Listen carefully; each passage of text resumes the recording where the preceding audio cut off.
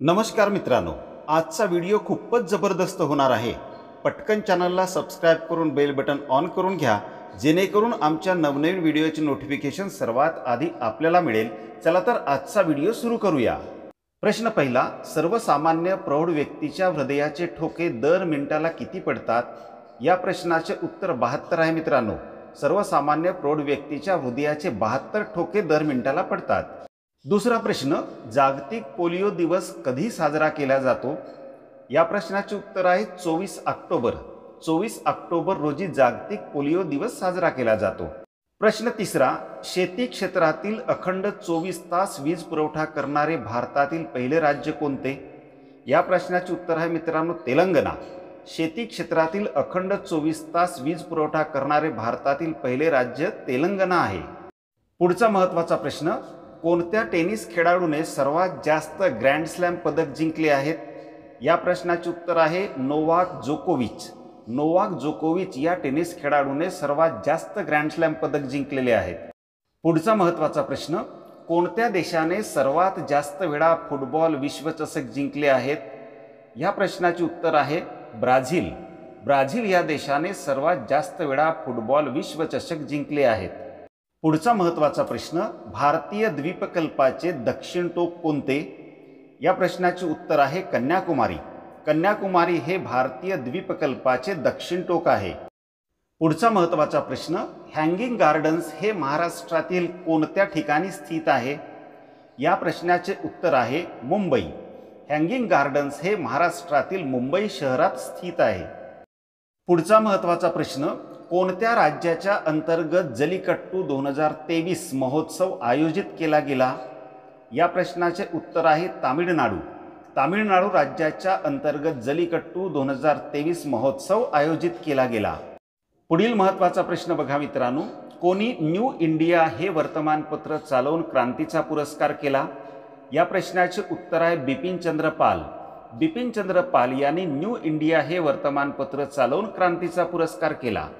पुढचा प्रश्न, महाराष्ट्र सरकारच्या नमो किसान सन्मान योजनेचा शुभारंभ कोणाच्या हस्ते करण्यात आला?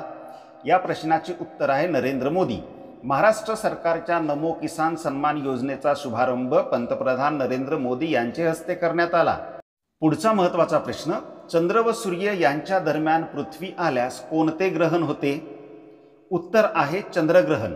चंद्र व सूर्य यांच्या दरम्यान पृथ्वी आल्यास चंद्रग्रहण होते। पुढचा महत्त्वाचा प्रश्न, भारतात कोणत्या ठिकाणी जारवा जनजाती आढळते? या प्रश्नाचे उत्तर आहे अंदमान निकोबार बेटे। भारतामध्ये अंदमान निकोबार बेटावर जारवा ही जनजाती आढळते। पुढचा महत्त्वाचा प्रश्न, विद्युत दाबाचे एकक काय? याचे उत्तर आहे व्होल्ट। विद्युत दाबाचे एकक व्होल्ट आहे। पुढील प्रश्न आहे मित्रांनो, इस्रायल या देशाची राजधानी कोणती? या प्रश्नाचे उत्तर आहे जेरुसलेम। इस्रायल या देशाची राजधानी जेरुसलेम आहे। पुढील महत्त्वाचा प्रश्न आहे, जगातील पहिला एड्सचा रोगी कोणत्या देशात सापडला? या प्रश्नाचे उत्तर आहे दक्षिण आफ्रिका। जगातील पहिला एड्सचा रोगी दक्षिण आफ्रिका या देशात सापडला। प्रश्न 16वा, अतिशय महत्त्वाचा प्रश्न आहे मित्रांनो, भारतातील पहिले आकाशवाणी केंद्र 1927 साली कुठे सुरू झाले? या प्रश्नाचे उत्तर होणार आहे मुंबई। मुंबई येथे भारतातील पहिले आकाशवाणी केंद्र 1927 साली सुरू झाले। पुढील प्रश्न बघा मित्रांनो, महाराष्ट्रातील पहिला सिमेंट व पोलाद प्रकल्प कुठे सुरू झाला? या प्रश्नाचे उत्तर आहे चंद्रपूर। महाराष्ट्रातील पहिला सिमेंट व पोलाद प्रकल्प चंद्रपूर येथे सुरू झाला। पुढील प्रश्न अतिशय महत्त्वाचा आहे मित्रांनो, सर्वात जास्त सोन्याच्या खाणी कोणत्या राज्यात आहेत? या प्रश्नाचे उत्तर आहे कर्नाटक। सर्वात जास्त सोन्याच्या खाणी कर्नाटक राज्यात आहेत। मित्रांनो, एक कडकडीची विनंती आहे, आमच्या चॅनलला सबस्क्राइब करून बेल बटन ऑन करून घ्या, जेणेकरून आमच्या नवनवीन व्हिडिओचे नोटिफिकेशन सर्वात आधी आपल्याला मिळेल। आणि हो, आमच्या व्हिडिओला लाईक आणि शेअर देखील करा। चला तर मित्रांनो, सबस्क्राइब करा, लाईक करा, शेअर करा आणि कॉमेंट्समध्ये आपला अभिप्राय देखील सांगा। पुढील प्रश्न बघा मित्रांनो, ओखा हे बंदर कोणत्या राज्यात आहे? या प्रश्नाचे उत्तर होणार आहे गुजरात। ओखा हे बंदर गुजरात राज्यात आहे। पुढील महत्त्वाचा प्रश्न, राष्ट्रीय जैव इंधन धोरणाची अंमलबजावणी करणारे देशातील पहिले राज्य कोणते? या प्रश्नाचे उत्तर आहे राजस्थान. राजस्थान हे राज्य आहे की जेथे राष्ट्रीय जैव इंधन धोरणाची देशामध्ये प्रथमतः अंमलबजावणी करण्यात आली. पुढील महत्त्वाचा प्रश्न आहे, दरवर्षी संयुक्त राष्ट्र दिवस कधी साजरा केला जातो? या प्रश्नाचे उत्तर आहे 24 ऑक्टोबर. दरवर्षी संयुक्त राष्ट्र दिवस 24 ऑक्टोबर या दिवशी साजरा केला जातो. पुढचा महत्त्वाचा प्रश्न बघा, लोकसभा व राज्यसभा यांच्या 2 अधिवेशनांमध्ये किती महिन्यांपेक्षा जास्त अंतर नसावे? या प्रश्नाचे उत्तर आहे 6 महिने. लोकसभा व राज्यसभा यांच्या 2 अधिवेशनांमध्ये 6 महिन्यापेक्षा जास्त अंतर नसावे. पुढील महत्त्वाचा प्रश्न, मिशिगन सरोवर कोणत्या देशात स्थित आहे? या प्रश्नाचे उत्तर आहे अमेरिका. मिशिगन सरोवर अमेरिका या देशामध्ये स्थित आहे. पुढचा महत्त्वाचा प्रश्न, भारताच्या राष्ट्रपतीला शपथ कोण देतो? या प्रश्नाचे उत्तर आहे मुख्य न्यायाधीश.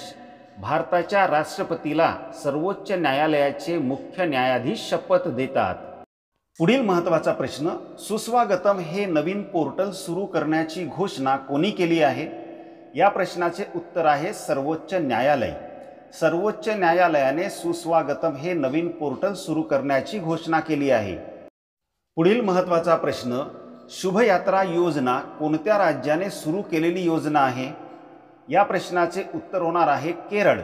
शुभयात्रा योजना केरळ राज्याने सुरू केलेली योजना आहे.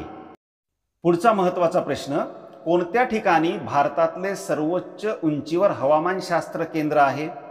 या प्रश्नाचे उत्तर आहे लेह. लेह या ठिकाणी भारतातले सर्वोच्च उंचीवर हवामानशास्त्र केंद्र आहे. प्रश्न क्रमांक 28, बँक ऑफ महाराष्ट्राचे मुख्यालय कुठे आहे? या प्रश्नाचे उत्तर होणार आहे पुणे. बँक ऑफ महाराष्ट्राचे मुख्यालय पुणे येथे आहे. प्रश्न क्रमांक 29, महाराष्ट्रातील मगरीसाठी प्रसिद्ध अभयारण्य कोणते?